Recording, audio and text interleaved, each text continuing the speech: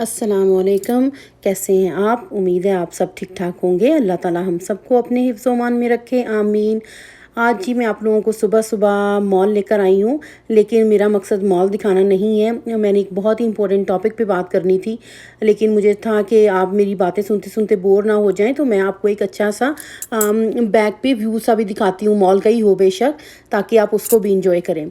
तो आज जिस टॉपिक पे मैंने बात करनी थी वो था कि जब हम पाकिस्तान, इंडिया या किसी भी कंट्री से कनाडा में आते हैं, स्पेशली टोरंटो में, तो हमने अपने बच्चों के लिए स्कूल कैसे चूज़ करना है, उनके एडमिशन करवाने के लिए हमें किन किन चीज़ों की ज़रूरत होगी और हमें कहाँ से ये सारी इन्फॉर्मेशन मिलेगी। पहले तो जब आप नए आते हैं, ज़ाहिर आप यहाँ की सारी चीज़ें आपके लिए नई होती हैं, वैसे ही पैनिक हो जाते हैं। फिर उस पे बच्चों का एडमिशन करवाना, ये नहीं होता पता कि कौन सा स्कूल हमारे एरिए में है, किस स्कूल में ये बच्चे जाएंगे।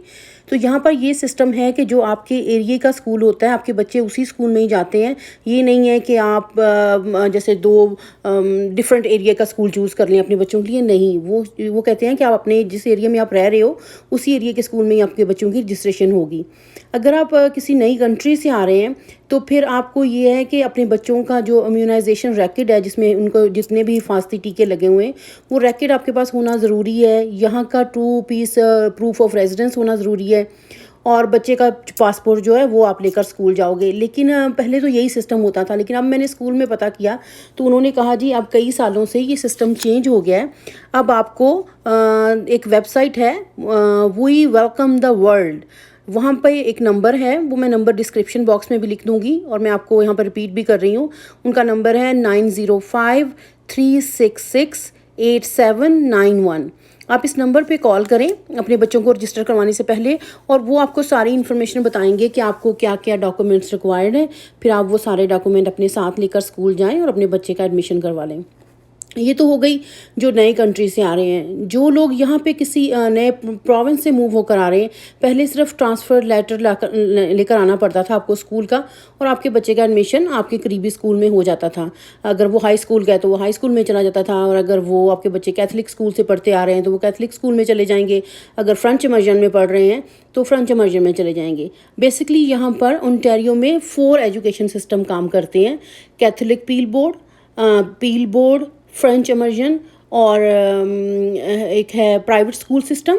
और कुछ लोग होम स्कूलिंग को भी प्रेफर करते हैं। वो एवरी फैमिली टू फैमिली उनकी अपनी चॉइस है कि वो नहीं रेगुलर स्कूल में अपने बच्चों को भेजते। और एक वेरी इंपॉर्टेंट थिंग कि यहाँ पर ओनली फॉर गर्ल्स स्कूल भी है, होली नेम ऑफ मैरी, ये कैथलिक स्कूल है। बहुत सारे फैमिलीज़ जो हैं वो अपने बच्चियों को उन स्कूलों में भेजते हैं। यहाँ पे सिर्फ लड़कियों का स्कूल है वो, उसमें कोई और जैसे कैथलिक स्कूल है पर ओनली फॉर गर्ल्स, तो वो भी आपके लिए चॉइस हो सकती है। बाकी ये तो हो गया यहाँ का school system. On top of that, जैसे आप जब नए आए हो पाकिस्तान या किसी भी और कंट्री से, मैं सिर्फ पाकिस्तान की बात नहीं करना चाह रही, जैसे कहीं से भी आप आ रहे हो, तो आपको पता होना चाहिए कि यहाँ पर जूनियर किंडरगार्टन से लेकर ग्रेड 12 तक स्कूलिंग फ्री है। कोई फ़ी नहीं देनी पड़ती आपको। वहाँ अपने मुल्कों की तरह फ़िक्र करने की ज़रूरत नहीं है कि हमें यहाँ पे बड़ी बड़ी फ़ीस देनी पड़ेगी। नहीं, कोई फ़ीस नहीं है। सिर्फ आपको अपने बच्चे के लिए यूनिफॉर्म, लंच बैग, यूनिफॉर्म नहीं, उसके स्कूल जाने के कपड़े, बैग, लंच बैग, शूज़, जो भी उसकी जैसे एसेसरीज होती हैं, सॉक्सेस, जो जैकेट्स, हैट, जो भी वेदर के हिसाब से वो चीज़ें आपको लेनी होती हैं। और कुछ सप्लाईज़ आपको घर में बच्चे के काम करने के लिए, पेंसिल, शार्पनर, हाइलाइटर, बाइंडर्स, ये चीज़ें आपको लेके देनी पड़ती हैं। बाकी स्कूल का कोई वो नहीं है खर्च, और इसके अलावा स्कूल का कोई एक्सपेंसेस नहीं है। चले, बातें तो हो ही रही हैं, लेकिन इसके साथ साथ आप ये सारी मॉल की डेकोरेशन भी देखें। इतना कोई प्यारा इन्होंने मॉल डेकोरेट किया हुआ है, क्योंकि अब ये क्रिसमस का सीज़न है तो इस पे हर चीज़ सज जाती है। तो बेशक आप शॉपिंग नहीं भी कर रहे, लेकिन मॉल्स को अंदर से वैसे ही इनको इतना सजा हुआ देखना ही एक बाय इटसेल्फ एक बहुत ही एक्साइटिंग वो है फिरना मॉल के अंदर। तो इस वक्त बहुत सुबह सुबह का टाइम है, मॉल अभी खुला नहीं है, लेकिन वॉक करने वाले लोग वो मॉल के अंदर मुझे नज़र आ रहे थे, क्योंकि बाहर बहुत सर्दी है, लेकिन जो लोग वॉक करते हैं वो फिर इस तरह से मॉल्स के अंदर आ जाते हैं। तो चलें बैक टू द टॉपिक कि वो आप अपने बच्चों की बस ये चीज़ें आपको लेने की ज़रूरत है।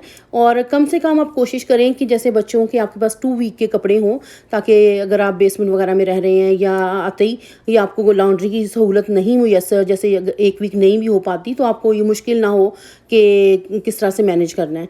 और 2 पेयर ऑफ शूज़ चाहिए होती हैं, एक वो इनसाइड रखते हैं स्कूल के और एक आपको बच्चा आपका एवरीडे पहन कर जाता है। तो ये तो थी बेसिक चीज़ें जैसे जो ज़रूरत है स्कूल की। और उसके अलावा आपको जो है वॉकिंग डिस्टेंस से मोस्टली स्कूल होते हैं, सो इतना नहीं होता कि आपको बहुत चल चल कर जाना पड़े। लेकिन कोशिश करें कि जब आएँ, आप अपने लिए कोई भी रिहाइश देख रहे हों तो वो स्कूल पहले उसका चेक करें कि स्कूल कितनी दूर है। क्योंकि ये ना हो कि आप नए आए हैं और आकर ये सोच के परेशान हो जाएं कि इतनी दूर बच्चे को छोड़ना लेने जाना, क्योंकि विंटर में बहुत मुश्किल है वॉक करना।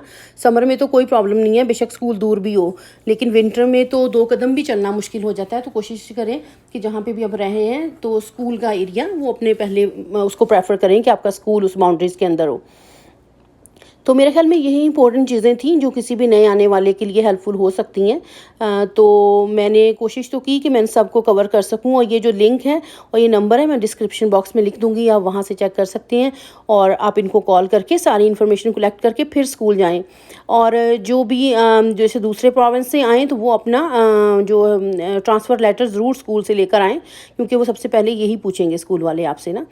बाकी वो आपकी चॉइस है कि आपने अगर आपके बच्चे हाई स्कूल जा रहे हैं तो आपने उनके लिए कौन सा स्कूल चूज़ करना है, लाइक रेगुलर पील स्कूल में भेजना है या कैथलिक, क्योंकि प्राइवेट फंडेड स्कूल है तो उनका यूनिफॉर्म है, वो फिर आपको बाय करना पड़ता है अपने बच्चों के लिए। तो उनका ड्रेस कोड है जो आपको फॉलो करना पड़ता है। फिर वो आप पेरेंट्स की चॉइस है और बच्चों की कि वो कौन सा स्कूल चूज़ करते हैं। तो खैर यहाँ पर मैंने कहा चले मैं ये थोड़ी सी बात इसी तरह आपको मॉल दिखाते दिखाते मैं अपनी बात भी आप लोगों तक पहुँचा दूँ, ताकि नए आने वालों के लिए ये हेल्प हो सके। और एक और बहुत ज़रूरी बात कि अगर आप विंटर में आ रहे हैं यहाँ पर तो आपको स्कूल भेजने से पहले अपने बच्चों के लिए स्नो जैकेट, स्नो पैंट और स्नो शूज़ बहुत ज़रूरी हैं। और हैट और जो आपको जो ईयर्स को कवर करने के लिए होते हैं, चाहे वो स्कार्फ हो या कुछ भी, क्योंकि यहाँ पर विंटर ज़ाहिर है आपको पता है कि बहुत एक्सट्रीम होता है और वो स्कूल वाले बच्चों को बाहर खेलने के लिए भेजते ही हैं अनलेस कि कोई एक्सट्रीम वेदर वार्निंग ना हो। तो बच्चे वैसे ही एक्साइटेड बहुत होते हैं स्नो में खेलने के लिए, तो इन चीज़ों के का होना बहुत ज़रूरी है स्कूल भेजने के लिए, क्योंकि अदरवाइज़ वो आपके बच्चों को स्नो पर नहीं जाने देते। तो बस ये मेरी एक छोटी सी बात थी कि वो उन पेरेंट्स को कि वो प्रिपेयर रहें कि ये चीज़ें उनको यहाँ आकर अपने बच्चों को स्कूल भेजने से पहले लेनी ज़रूरी हैं। और आपको अपने लिए भी ऑब्वियसली, क्योंकि आपने बच्चों को छोड़ने जाना है, तो अपने प्रॉपर विंटर गियर्स आपके पास होने बहुत ज़रूरी हैं। तो ये थी मेरी एक, मैंने कहा ये मैं आपको ये भी ऐड कर दूं। तो आई होप आपको मेरी ये छोटी सी कोशिश अच्छी लगी होगी। अच्छी लगी हो तो प्लीज़ इस मेरे व्लॉग को शेयर कीजिएगा, लाइक कीजिएगा और सब्सक्राइब कीजिएगा।